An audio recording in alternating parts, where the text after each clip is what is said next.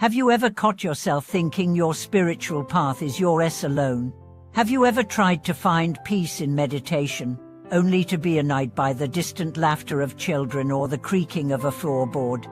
Welcome back to the channel. I'm grateful you're joining me again today.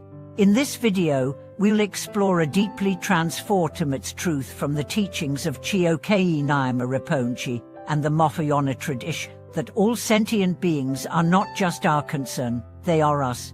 I share two major insights today. First, that true meditation must transcend personal boundaries and dissolve the illusion of me versus others. Second, that when we extend our awareness beyond the self, we unlock the full potential of boundless compassion.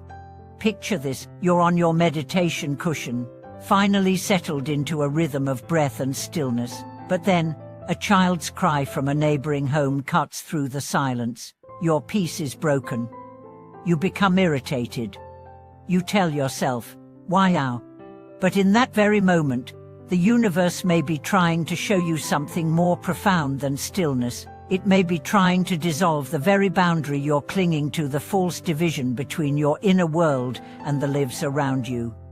In traditional Buddhist teachings, especially from the Mahayana lineage, the aspiration is not individual liberation alone, but awakening for the benefit of all beings. The core vow of the Buddhist offer is, "May I attain enlightenment for the sake of all sentient beings," and that changes everything. Your cushion becomes not a personal retreat, but a seat of service. Your breath is not just calming you, it's becoming a pulse that resonates with all life. Shurangamamantra would often say, "You're not meditating for yourself." To the uninitiated, that sounds paradoxical. Isn't the whole point to calm the mind, to center the self? But once you truly understand the nature of self, you realize the self is not separate. It is composed of every interaction, every kindness, every hurt. To awaken in isolation is not awakening at all. You have to awaken with the world, for the world. Let's take the story of a practitioner named Thomas. For years, she followed a strict schedule: wake before dawn, meditate for 2 hours, practice yoga, then head into the day with an air of calm. But his family felt distanced. He grew impatient with his wife, easily frustrated with his children. He couldn't understand why. After all, he was doing everything right. One day, during a retreat, a teacher asked him, "Who are you meditating for?" But Thomas replied, "Myself, of course." The teacher smiled and said, "Then your practice ends at your skin." Those words shook him. He realized his spiritual life had become a fortress, not a bridge. He returned home, and instead of meditating alone, he began inviting his children to sit with him, even if only for a minute. Instead of seeing interruptions as obstacles, he welcomed them as reminders. Slowly, his practice transformed, not in length or form, but in spirit. It wasn't about perfect stillness anymore. It was about inclusiveness. The shift from self-centered practice to all-inclusive awareness is revolutionary. You begin to see every person not as an interruption, but as a reflection. That coworker who irritates you, he's showing you your own impatience. That stranger who smiles at you on the street, she's reflecting your hidden joy. Even the dog barking while you chant sutras, it becomes your teacher, reminding you that the world is alive, unpredictable, interconnected. This doesn't mean abandoning discipline or boundaries. It means opening the heart so wide that it includes the entire spectrum of experience. Compassion is no longer something you reply. It becomes who you are. You feel others' pain as your own, not metaphorically, but in a visceral, present moment way. There's a practice called Qigong in Tibetan Buddhism, where you breathe in the suffering of others and breathe out relief.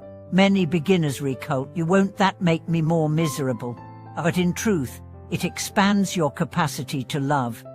It dismantles the wall between me and you.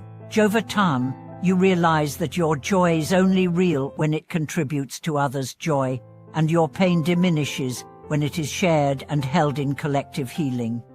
Let's look at a story from the mountains of Nepal. A monk had been in solitary retreat for over 3 years. One morning, he heard villagers crying. An earthquake had destroyed homes nearby.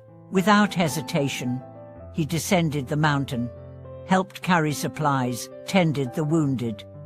When asked why he left his retreat, he simply said, "My meditation continues in their suffering."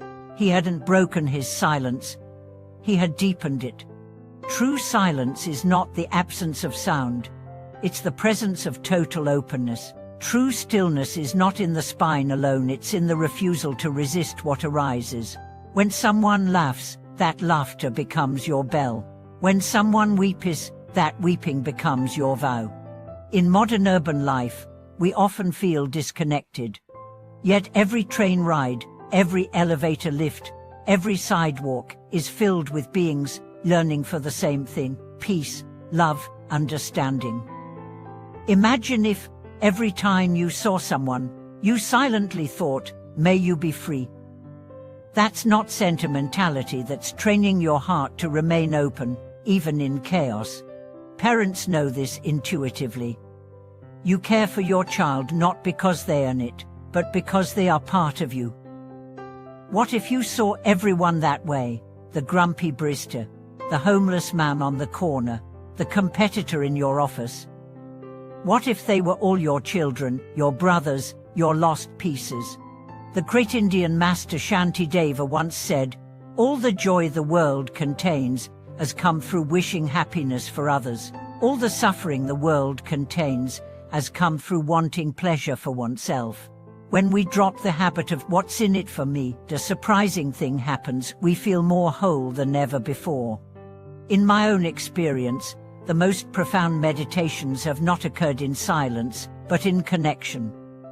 Sitting beside my father during his final illness, listening to a friend describe her heartbreak without offering advice, holding a stranger's gaze during a shared grief. In those moments, all sense of separation dissolved. I was no longer meek, I was presence, I was witness, I was care.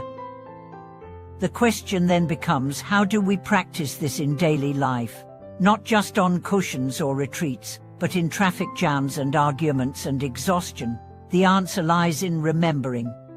Remembering that every being you meet is part of the same fabric, that there is no tout there, only extensions of your own heart. When you breathe, breathe with the earth. When you speak, speak with love.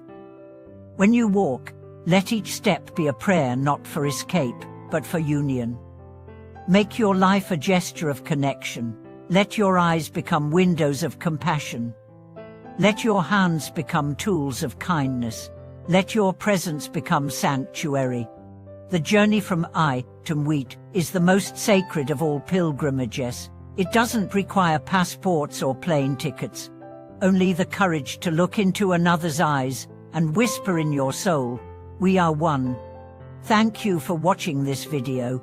If today's reflections touched you, or if you've experienced moments of dissolving separation in your own life, I'd be honored if you shared your story in the comments. Don't forget to like, subscribe, and share this with someone whose heart is wide open or quietly breaking.